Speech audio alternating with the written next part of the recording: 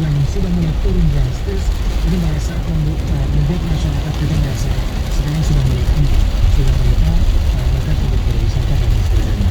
Nah, edukasi seperti apa yang harus terus-terus dilakukan kepada mereka, Pak Heri? Iya, jadi material di masyarakat publik sebenarnya sambil kita bisa terus gunakan kasus, sebenarnya cara kita menggunakan cara baru ya, mengedukasi masyarakat untuk memastikan kalau pergi ke tempat publik itu ketika mereka sudah sehat, kemudian mereka juga divaksin 2 kali juga divaksin, yang kemudian memastikan bahwa orang yang suatu tempat yang kemungkinan terjadi interaksi dengan publik, mereka dalam kondisi tidak akan menularkan.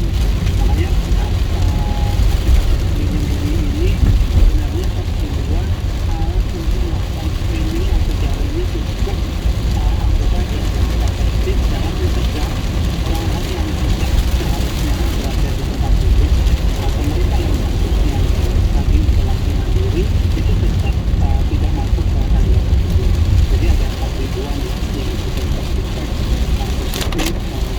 dari tempat luar yang mereka memaksakan diri untuk datang ke tempat publik. Nah, kalau itu tidak bisa di screening, maka kita bisa bayangkan bahwa transmisi itu pasti akan terjadi lagi. Ya. Oke, saya sama Pak Hari di Bandung ya. Pak Hari, halo Pak Hari. Halo, selamat sore. Ya, sore. Pak Hari, silakan. Saya di dalam Paranasa dari Kabupaten Kota di Bandung, jadi masyarakat seperti bukan pandemi lagi. Kemudian kemarin saya ke daerah di Batukur, ke daerah Saleh, semua menumpuk kerumunan dan rata-rata anak muda. Jadi saya mengkhawatirkan kalau ini berlangsung terus, itu baru di Bandung atau di kota yang lain, itu akan terjadi gelombang kedua ini cepat. Apalagi dengan susahnya pintu WNA masuk. Nah, kita harus punya cara dan bisa lagi Bapak yang menghimbau itu dari kita. Saya ngetes sekali peduli lindungi, saya tes. Saya masuk ke mall, security yang mengatakan Pak, scan Pak, sudah itu saya scan, saya ngetes saja ya. Kemudian saya langsung saja melenggang, itu tidak saya cekin dan security tidak tahu. Yang penting sudah terscan. Padahal kalau tidak kita cekin kan berarti saya tidak masuk. Nah itu dia. Kemudian saya scan yang kedua lagi. Pak, mohon maaf Pak, gangguan sinyal. Security hanya tanya, sudah vaksin Pak? Sudah 2 kali. Mangga Pak, silakan masuk. Nah, kalau ini terjadi, apakah ini menjadi satu ketakutan? Artinya, saya tetap walaupun PPKM sudah diturunkan, pengawasan itu nomor 1. Kalau perlu, tempatkan Satpol PP, Sterigen, nggak usah menggunakan seragam. Dia datang mengawasi security di mal-mal, di tempat wisata. Turun ke sana melihat bagaimana proses melindungi itu jalan. Terima kasih, selamat sore. Terima kasih, selamat sore. Iya, langsung ditanggapi Pak Heri. Iya, benar, kita memang perlu memastikan bahwa semua bagian ya, semua elemen masyarakat itu terlibat dalam upaya untuk menanggulangi pandemi tadi. Jadi kalau yang disampaikan tadi bahwa di mall misalnya mereka tidak di-scan, berarti ini memang ada masalah dari sistem di sana. Di Satgas Penanganan COVID sebenarnya sejak sebulan yang lalu itu juga sudah mengeluarkan sebuah regulasi agar tempat-tempat publik itu membentuk satgas protokol kesehatan. Jadi mereka yang melakukan tugas-tugas pengawasan secara mandiri di luar aparat keamanan ya, Satpol PP maupun kepolisian maupun TNI. Jadi mereka ini secara swadaya, karena betapapun kita berusaha ya, perangkat-perangkat pemerintah ini tanpa ada dukungan dari semua pihak, rasanya juga mustahil. Dan kita sebetulnya harus segera cek ya di bulan Juli bagaimana situasi ketika ledakan itu terjadi ya, ledakan kasus itu terjadi dan banyak dari masyarakat kita yang kesulitan mengakses perawatan kesehatan, mengakses rumah sakit. Jadi itu harus menjadi pembelajaran yang sangat berharga buat kita semua, sehingga kita tidak perlu mengulang hal yang sama nanti pada bulan November atau Desember, di mana sejumlah epidemiolog memperkirakan akan terjadi kenaikan kasus jika kita secara euforia ya, secara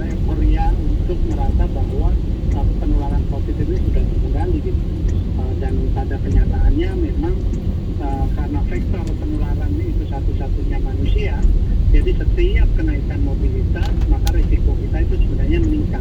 Sudah itu rumusnya, Mas Rio. Oke, jadi yang perlu dilakukan masyarakat adalah jangan pernah abai ya, meskipun kondisinya sekarang angka hariannya sudah mulai turun. Iya betul, jadi tidak boleh abai sekejap pun ya, bahwa protokol kesehatan itu harus tetap dijalankan, dan pada saat yang sama masyarakat harus secara aktif mendapatkan informasi agar bisa mengakses vaksinasi, terutama kelompok-kelompok rentan, lansia gitu yang terjadi sekarang di Singapura misalnya. Mereka yang mendapatkan perawatan gejala berat bahkan kritis itu rata-rata di atas usia 60 tahun. Jadi ini juga harus menjadi perhatian ketika kita harus mempercepat juga vaksinasi untuk lansia ini untuk memperkecil risiko mereka.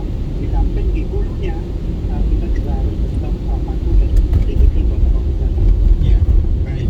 Jadi dengan kondisi masyarakat kita yang sekarang sudah mulai longgar, apakah kita sudah sangat siap untuk mengantisipasi gelombang selanjutnya, Pak?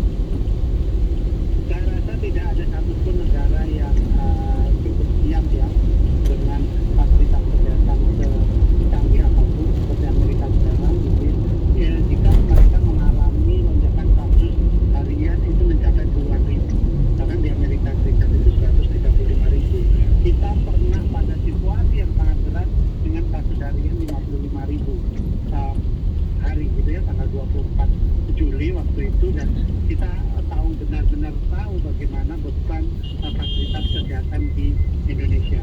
Begitu banyak pasien yang tidak tertolong bahkan ketika berada melakukan isolasi mandiri. Jadi bagi masyarakat ini harus menjadi pelajaran yang berharga untuk masih menahan diri, bahwa aktivitas ini memang sejumlah aktivitas mulai dibuka, diperkenankan, tetapi jangan lupa bahwa pembatasan kegiatan masyarakat itu masih berjalan gitu.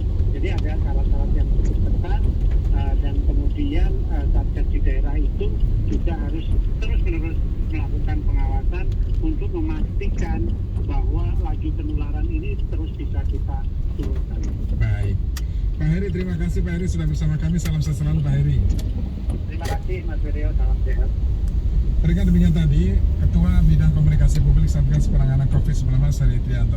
Sementara itu data harian perkembangan penanganan COVID ya, hari ini ada bertambah sebanyak 2.234 kasus positif COVID. Jadi totalnya sekarang ada 4.190.763 kasus positif COVID di Indonesia sejak pertama kali diumumkan Presiden.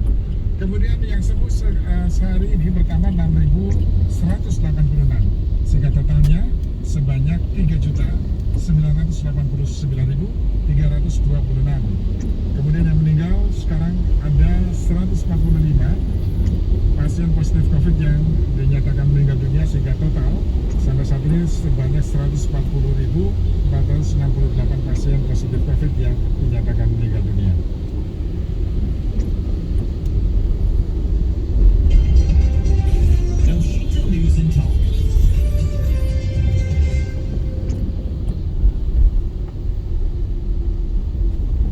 Dilaporkan bahwa korban virus corona di Indonesia kini semakin meningkat. Dede, kamu jadi daftar kuliah? Ya jadilah, Ma. Hah? Nggak bisa ditunda? Kan sekarang virus lagi di mana-mana. Ya nggak bisa dong,